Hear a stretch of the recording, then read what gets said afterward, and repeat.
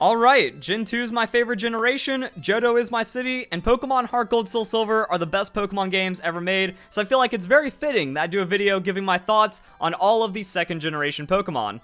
And that's kind of it for the intro, so if you enjoyed the video, don't forget to leave a like, share with your friends, and let's get into it, starting off with Chikorita.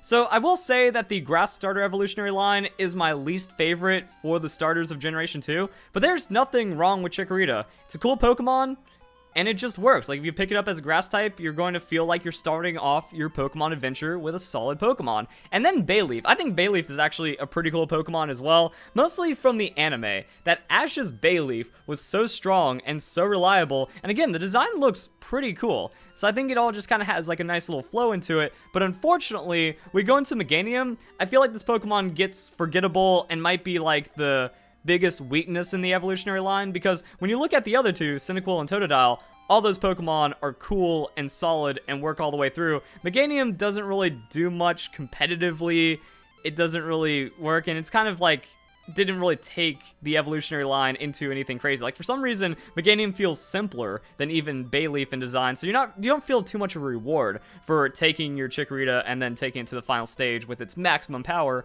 So because of that, it drops off a little bit. When we get into Cyndaquil, the Fire Mouse Pokemon, the whole evolutionary line is just your bro, your buddy, your awesome little Pokemon. We got an adorable, awesome little mouse, and he has fire on his back, and then when it evolves into Quilava, all of that just gets even better. Stronger, more sleek design, you get that flame wheel on your side, you start mowing down opponents. It's so cool, and I think like the evolution also really makes you feel like you are getting a power-up, and then you're getting like this crazier fire creature. And then Typhlosion is my second favorite Pokemon, and you get like this crazy volcano honey badger Pokemon. It wears like, you know, like a cape of flames, and when it fires up, it's just good. And then the design is just awesome overall. So I feel like the Cyndaquil evolutionary line, like, you pick that bad boy, and then you're rewarded the entire way. But also Totodile is a cool starter Pokemon as well. That design for like a little alligator Pokemon, like if you're just thinking about Pokemon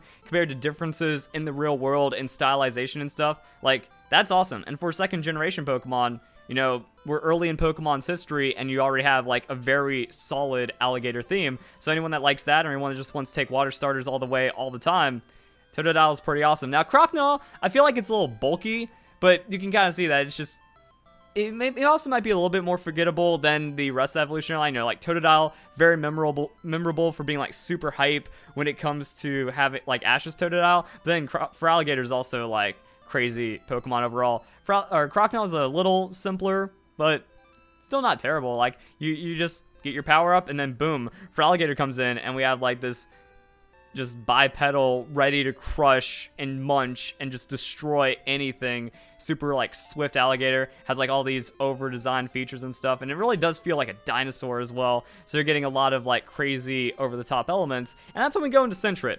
So growing up, encountering Sentret in like the original Pokemon games just felt fun. Like, you could really feel this is the Rattata of the Pokemon, like of the Johto region. And I think it's just like a cool, cute little Pokemon that fits in. Nothing wrong. I think that also kind of like scales into the rest of Johto. That when you think about Johto as a whole, there's a lot of Pokemon that were introduced, but not all of them are super memorable. And I don't feel like they're completely forgettable either. Like, they just fit in, they follow up the first generation of Pokemon really well. And I think the best way of describing Generation 2 is whimsical. That when you look at a lot of the designs, it might not be like the most awesome, super cool Pokemon ever, but at least it's whimsical. And Furret, I think Furret's adorable. Like, I love the memes about Furret. There's a lot of Furret fans out there, so it's a shame that you don't really see it too often competitive. And that could also be another thing, because this goes back to Generation 2, so Game Freak wasn't worrying about making the game competitive or super exciting in that way. You just run into fun Pokemon that expand the world. I think that's why I appreciate Generation 2 so much as well. That all the Pokemon, you just like see them run around, you go, yeah, that totally fits in as a Pokemon. That feels like it's a part of the world and a cool Pokemon overall. And having a ferret Pokemon that's just like as playful as Furret running around still works out pretty well. I like that. So Hoot, since they're everywhere, and you know, if you're playing around with like the time feature, you eventually play at night while you're trying to like hide the game for your parents, Hoot pops out. It's cool. It gets represented in the anime. Noctowl, Ash catches that shiny Noctowl, and it's like an owl Pokemon as well. Owls are cool. they have like that air of mystery around them. They are a very kind of stoic looking avian creature. I don't know, I think I might have taken that one a little too far. I was going a little too far into the Owls of Ga'Hoole.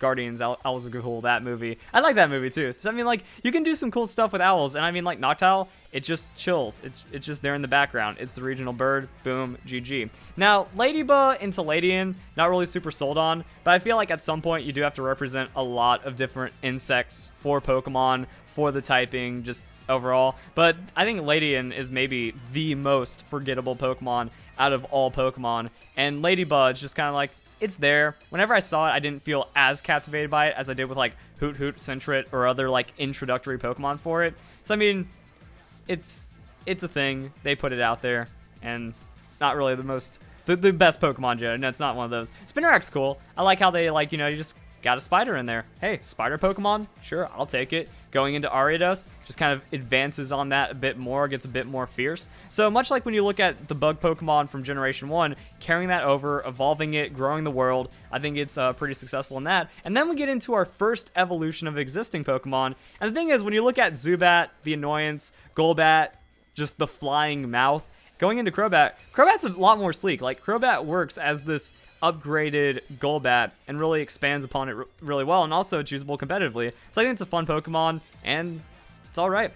Solid, you know, you just got a better bat flying around. Now, Chinchou, I don't know how you pronounce it fully, but I mean, I loved this Pokemon, because I was like, yo, we have like, and also like back in the day, I just loved fish and fishing and like deep sea creatures when you're a kid back in the 90s when there wasn't really much known about them. Like, it just kind of like all plays into it. So we have a water electric, so unique typing, a Pokemon that's kind of special when you run into it, and then overall like the design, the theme, I think it's something that's really cool. And Lantern is just awesome. Lantern is a really fun Pokemon, you know, kind of has like this dolphin feel behind it, but also lures people in, but it's not like an angry, aggressive angler fish or anything like that. It's more of a fun, happy little Pokemon, and you can see it using that light for a supportive kind of way. Same with Ampharos, so a very like utility-based Pokemon. I like its design. It feels like a fun little dolphin lamp thing, and it's cool. So again, like fun,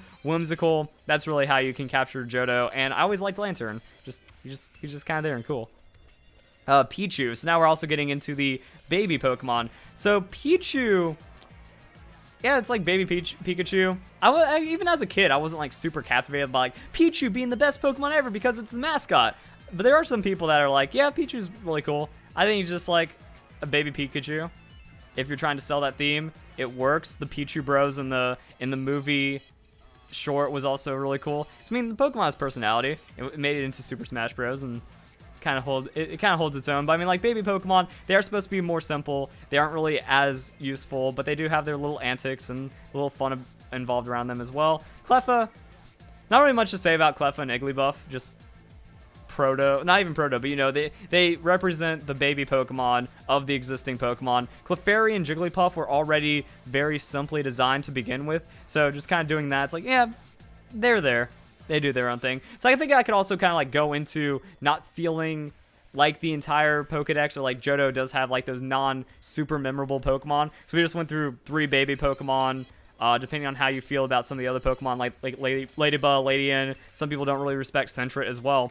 So it kind of does that, and it's like, alright, that's whatever. But Togepi, I think that's mostly just from the anime, and having like this like very heavy metronome line, so like that's where you get the memorability from. And also you get the egg, so it introduces you to the concept of baby Pokemon, concept of eggs, breeding, and stuff like that. So just kind of like its existence, utility-wise, works out. But I mean, its design, it's like some kind of egg creature. Reminds me of Digimon in that way, when like, you know, you have like the very baby Digimon and like the crazy Digimon eggs and stuff. So I mean, like, I was never super crazy fan of Togepi, but I was like, alright, that works. And then you go into Togetic, and I love Togekiss. I think Togekiss is a really cool Pokemon.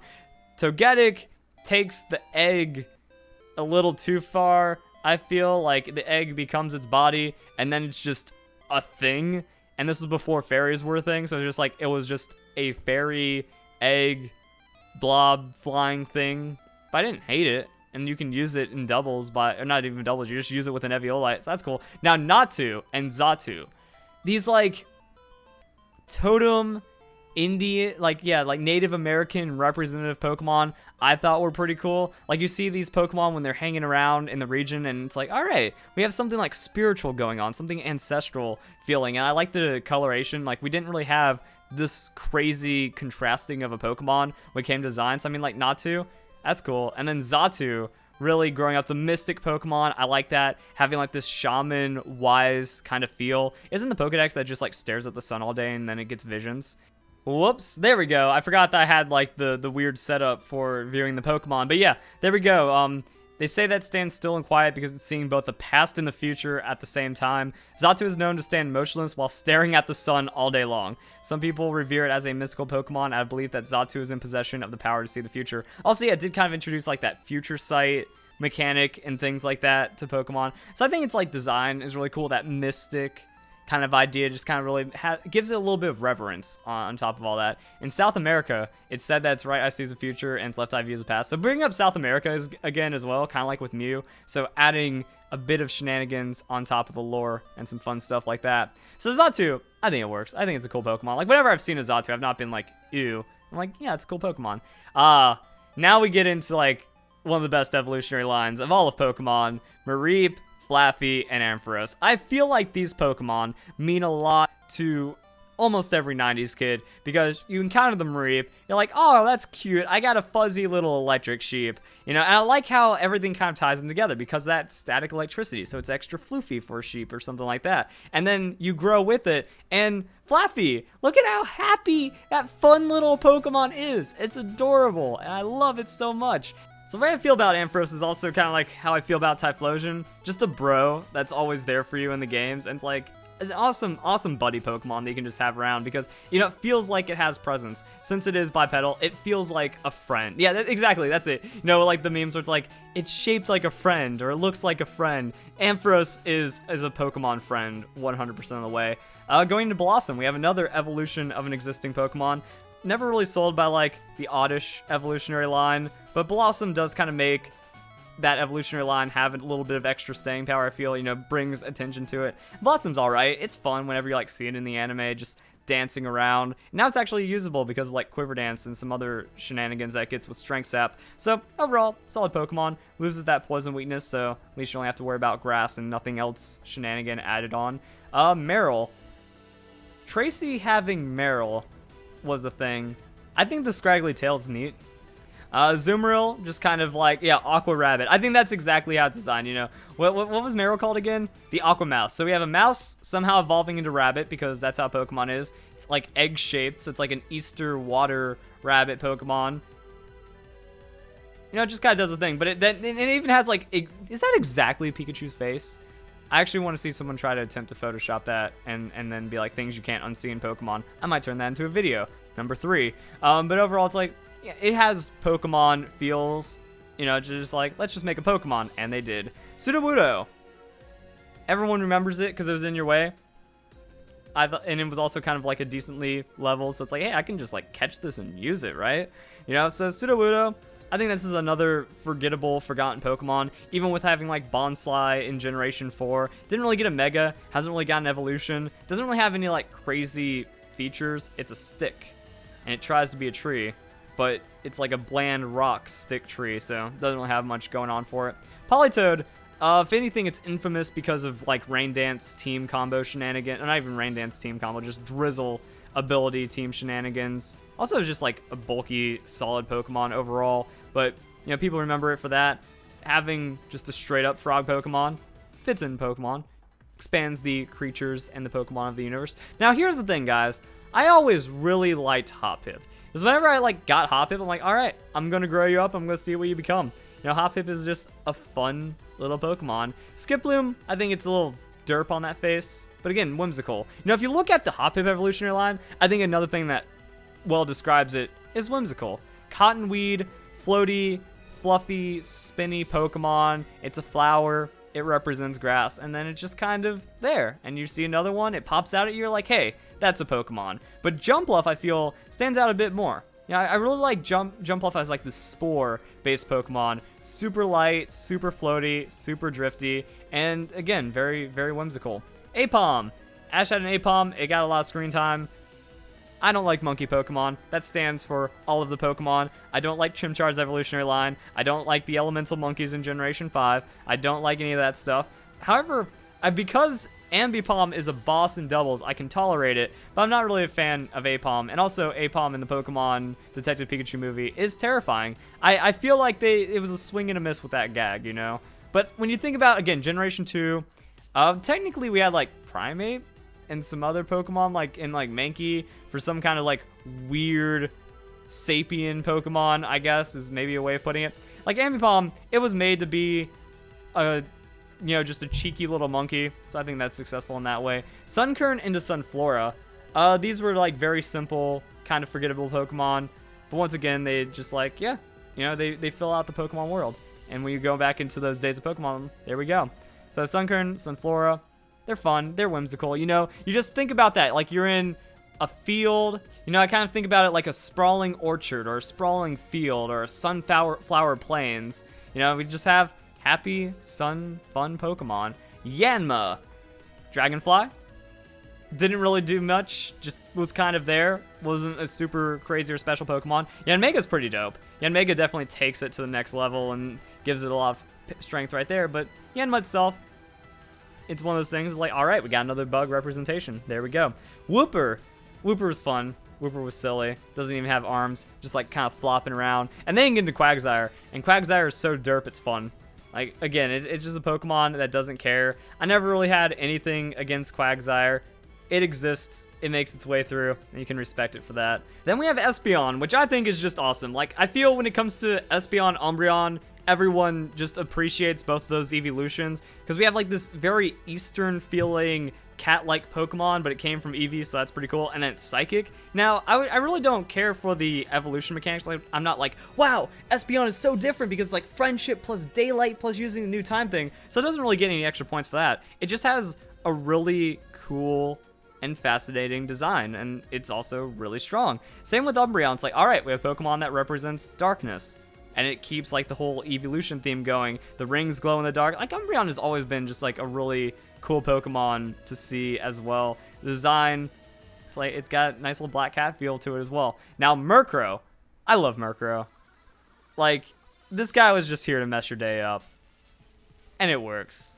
You know, I'm a fan of Halloween. It's like kind of like the witch's hat, witch's broom, bad luck, darkness kind of Pokemon. So really just trying to like, and also like the way that it was introduced, you know, it kind of feels cold. You look at it stare, it just kind of seems like some kind of really spooky-ish dark Pokemon, expanding upon the new typings, expanding upon stuff like that. I really like the design that they took a crow and then like just kind of put it onto the next level. Not as big a fan of Honchkrow, but I mean Murkrow is just like cool. It definitely stands up on its own as a really neat Pokemon. Slowking. Slowking's a thing. You know, like the whole Slowpoke, Slowbro evolution, being able to split that up into Slowking and then giving it crazy psychic powers and intelligence. No problems with Slowking. Misdreavus, again, just kind of like throwing in a ghost type Pokemon. Misdreavus appears and you're like, yeah, alright. We got some kind of like just standard spooky spirit running around. So Misdreavus is a fun Pokemon. Unown though. The Unown, they're their own thing because there's so many of them. I like them from like the lore standpoint. They're just kind of around and they control a lot of things. They have like their own little pocket dimension universe, and that's where they can just like will things into life because of their psychic powers. And I also like a lot of the Unown in general. I recently did a video where I was, how long does it take to catch every Unown in Omega Ruby and Alpha Sapphire? So with that, yeah, I was able to see them. I like some of the designs. Some of them make sense, some of them don't. Having the Unown language, going to the ruins of Alpha, solving puzzles. Everything tied to the Unown is like really fun and really interesting in Pokemon. Wobbuffet. I think it serves its purpose perfectly. You see it, it does its thing, it's whack, and then it counters all this shenanigans back at you. Oh my god, I just realized we're barely halfway there. So, Girafarig. I mean, draft Pokemon, cool. I think it's also forgettable. Nothing wrong with it. You know, it pops up, and it fits in. And that's kind of like what we can say about a lot of Johto. You know, again, it's like, nothing wrong with it. They work as Pokemon.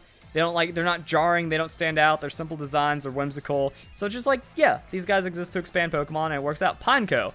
this is cool. You headbutt, and then a Pinecone drops out, and it turns out that it's a Pokemon. You know, I thought Pinecone was really, really neat. I like the concept, and I think it's pretty cool Pokemon. Fortress, I don't even know what Fortress is, but hey, there it is. You know, it just kind of expands upon that, adds Steel typing, so it really just kind of like shows weird things that Pokemon can become. Dunsparce, also one of my favorite Pokemon, like my 4th or 5th favorite Pokemon. Dunsparce is adorable. Look at that little land snake right there. He tries to fly around, kind of can, kind of can't, digs around. Dunsparce is just fun. Look at how cool that little Pokemon is. Then we have Gligar, and man, Gligar's a really fun Pokemon too. This crazy flying scorpion, cool little bro Pokemon. I love Gligar, man. You know, we have like, it does have this like superhero kid sidekick kind of feel to it. So I mean, like that's a happy Pokemon. Steelix, evolution to Onix. I think it's successful as that, an evolution into Onix. Just kind of takes these rock creature Pokemon and pushes them to the next level. So that's the thing. Snubbull and Gramble. So just like fairy dog thing. Snubbull was always weird, and there was a couple of them running around in the games, and it's like, alright, you run into it, and it's just a pug in Pokemon.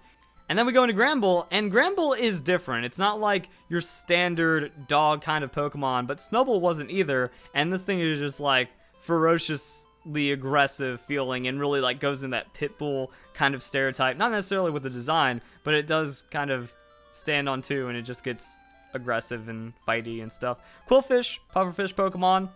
We got it now. It's got that poison typing. I like the tail having like the little poison symbol on it. Quillfish is cool. I like Quillfish. Scizor. So Scizor evolution into Scyther. This is how you take an over-the-top edgy design in Scyther, because I mean it just has blade arms that are sides and it flies around just hacking things down. And here's how you upgrade it to the next level with Scizor, because Scizor is pretty crazy too. It's got like these metal claws, again giving you extra things on the steel typing. Still feels really quick, still feels really agile. Doesn't have like too much over-designed bug type stuff, so really anthropomorphizing it, giving it like that fighter quality, and then keeping to the theme. Scizor successful. And then Shuckle is just a meme. It's like this weird turtly little Pokemon, but it's kind of adorable in its own way, so that's cool. Heracross. Yeah, if we're going to be going with like, you know, horned beetle kind of Pokemon, again, just like a bug. It looks like a beetle, but it also feels like a Pokemon, so that's pretty cool. And then we have Sneasel, and like the first time you see Sneasel, it's like, this is different, and I like it. And you can see it's kind of like a smaller Pokemon with that human-like build, you know, but there's something that is different about it. It's a lot more confident, it's a lot more feisty, and it just kind of goes around and attacks things. Unfortunately, again, because of the design choices of Generation 2, there were a lot of single-stage Pokemon that ended up getting evolutions in the future, ending up becoming a lot more than they initially started off as. But since Pokemon wasn't trying to make it super over-designed, super over-the-top, it's like, there we go. We have another standard, fun Pokemon that matches its typing representation. You go to Mount Silver, so you got Ice. They want to make it a bit more aggressive and mischievous, so you give it Dark, and the Pokemon is really cool. Teddiursa, cub Pokemon, little bear. Cool. Ursaring, big bear, scary, you feel it. It works. I like that. Slugma, Pokemon's kind of forgettable, but also memorable in its own way. Like, Slugma pops up, and you're like, hey, that's a Slugma. If you go along with like the designs that we've seen in the first generation or so, it's like, yeah, you got Magma Slug Pokemon, because that's just the world of Pokemon. Going into Macargo, you take that, you give it a shell, boom, fire, slug, Pokemon, GG. Or just straight up lava, that too. Swinub was just different, as like this weird mole-like, pig-like Pokemon. Piloswine also being the same. But again, it's like the way that you encountered these Pokemon just really made them feel special and just kind of like interact. Now, Piloswine doesn't feel super Pokemon-like. Like, I feel Swinub is a bit more Pokemon feeling. Piloswine is just kind of there and doesn't really do much, and it did take Mamoswine to make it feel a lot better. Something like Piloswine, it is a thing.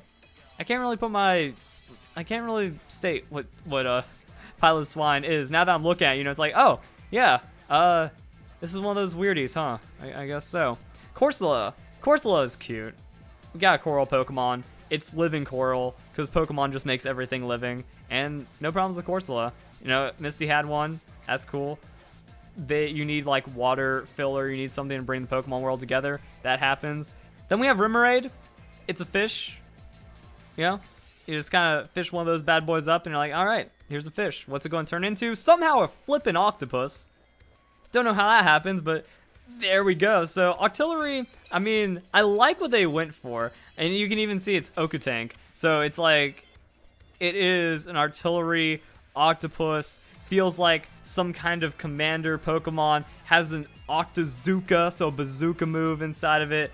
You know, this is when you take something in the real world like an octopus, and then you just give it crazy Pokemon powers. Much like Pikachu is an electric mouse, and Charmander is a flamethrowing lizard.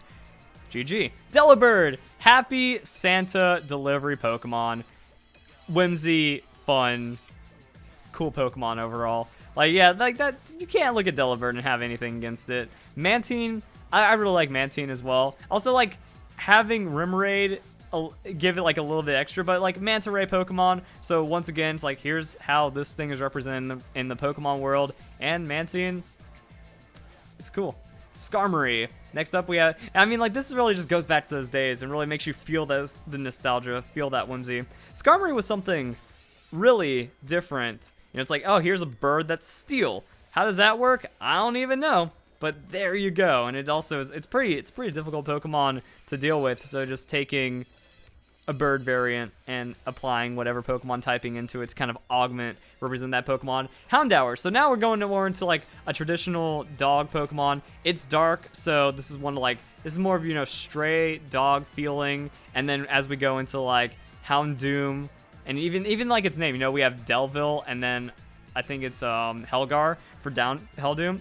Heldoom, that would have been sweet. No, we have Houndoom. So like, yeah, these are Doberman kind of Pokemon, Rottweiler colored. So like, they do have like the more aggressive breed inside of them. It's dark, so you don't want to mess with it. It's fire, so that represents, you know, this more underworld feel that they're going for, this devilish feel that they're going for. And yeah, those are like some really cool Pokemon to see, and whenever they were represented. You know, Houndoom pops up, or Houndour pops up, sweet. It evolves in Houndoom, sweet. You see it in like the Pokemon shorts of the shows where someone's wandering around, one of Ash's Pokemon gets separated, and like, oh, wild Houndour, pack of Houndour. You might want to run, kid. That's not going to go good. Kingdra. I feel like Kingdra gave a lot of personality to the Horsey Seadra evolutionary line, so that's cool, and it works out. And it's a dragon, so that gave Claire something to do. Phanpy. Little elephant Pokemon. It's a little elephant Pokemon, guys. Donphan, got to see in the first movie, and then because Ash got one, because like Phanpy into Donphan, I feel a lot of people kind of grew a little closer to it. But yeah, I think it's a Pokemon that is kind of there. I feel like it feels like Mamoswine. Whenever you just kind of throw in bulk plus tusks, trying to represent something, that's in its place. But it's like an armored mini elephant that rolls around and smashes things. Porygon 2. So I love the idea of Porygon. I love the idea of Porygon 2. I love the idea of Porygon Z. We have this virtual Pokemon, and this represented the future, guys. This was Y2K. Everything is going to be sleek. Everything is going to be modern. This was where we were headed with technology. And it also looks like a duck. So, I mean, Porygon's very successful. Porygon 2 keeps that evolutionary line successful. Stantler, it's nothing. I feel like between Stantler and Deerling and Sawsbuck, I was trying to remember the other ones, you know. So Stantler, Deerling, Sawsbuck, I feel like we haven't gotten a good deer representation in Pokemon. Like, reindeer, but too basic of a reindeer. Like with fish, there's only so much you can do before it starts getting way over-designed. With some of the other Pokemon that we have, like the bug types, there's only so much you can do before it gets over-designed. But I feel like Stantler was something that should have been over-designed. And also, like, its antlers create hypnosis, but it's just a normal type Pokemon. So it's a very normal reindeer. I guess reindeers are fun and whimsical because like the holiday meaning behind it, but nothing about that stands out. It's not like Delibird. So I mean, you do have like these extra inspirations that are being thrown into Pokemon designs. Delibird being like a little Santa, but then Stantler not really feeling like a Delibird's reindeer or anything like that. Smeargle's cute. Smeargle's adorable.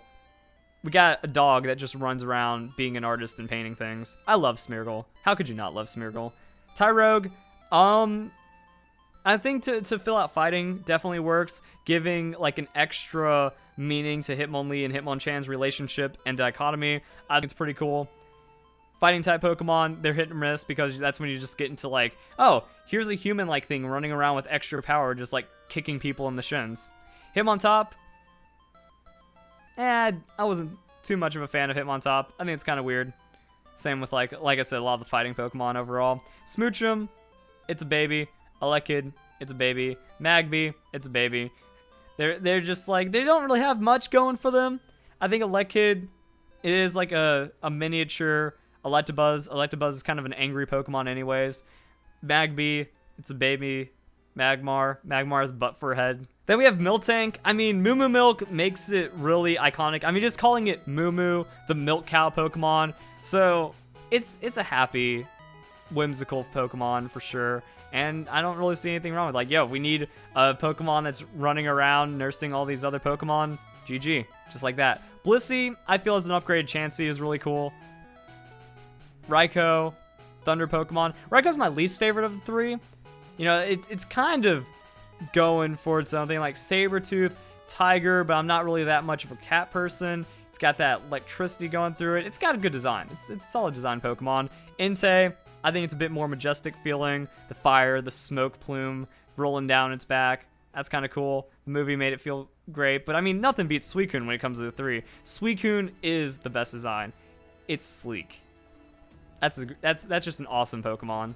You know, the North Wind, Aurora, and also just kind of has like that more dog feel. So we got like North Wind, Aurora, water mystic Pokemon floating around, and it's just all well represented. Larvitar, feel like for pre-evolution, it's a thing. You know, it's definitely like, yeah, it is. It's larva, so it's Larvitar. It's going into this evolutionary advancement. Pupitar, Pupa, then Tyranitar. That's when things get legit with it. Pupitar, I feel just kind of like any cocoon Pokemon. It's like, it's just there. Doesn't really mean too much until it becomes the big thing. Then Tyranitar is just like your ferocious Pokemon for being a pseudo-legendary. That's solid. And then we have Lugia, a Pokemon that is so powerful that it needs to hide under the ocean. It can summon storms, it controls ocean currents, it can blow down houses with one flap of its wings, and it's just an awesome dragon-looking design. Now, I know it's not a dragon type, but we all know how this Pokemon feels, and like, just everything about its design, I feel works really well. You know, the wings, they're very different, they're very unique, but Lugia makes it work. And then same with like the fins, the rudders that has going on design. The face is really cool with like that eye stuff going on. I don't know what you call that, but yeah, that's a thing. And then just the chest to kind of break up all the white. Awesome Pokemon. It's my favorite Pokemon.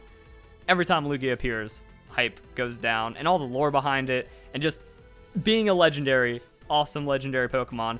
Ho-Oh, as like the rainbow Pokemon, that works. It's just kind of like flying fire chicken though, so there's only so much you can do with that design. However, I feel like you can see there is lore, there is reverence going on with it. It is a little bit majestic in how it's represented. So I mean, like, Lugia and Ho-Oh are just such a great duo, I feel, when you really break it down between these two Pokemon representing for the legendaries. Even though Lugia is better, Ho-Oh is still a solid Pokemon. And then Celebi, I've said this about Mythicals in the past. I don't really know how to feel about Mythicals. I like Mew, I like Shaman, and that's kind of it for Mythicals. You know, they're different, they're weird. They're like just these tiny, powerful creatures with their own like fairy-like feel inside of them. And Celebi, you know, being the onion fairy, I was never that big of a fan of it. It's like whenever anything happened in the fourth movie, like when it died, I was just like, didn't really care about it too much. I think it's a really weird Pokemon. But there we go, guys. So that's my thoughts. That took a very, very long time. Those are my thoughts on all of the Generation 2 Pokemon. If y'all enjoy the video, hope y'all have a nice day. Thank you very much for watching.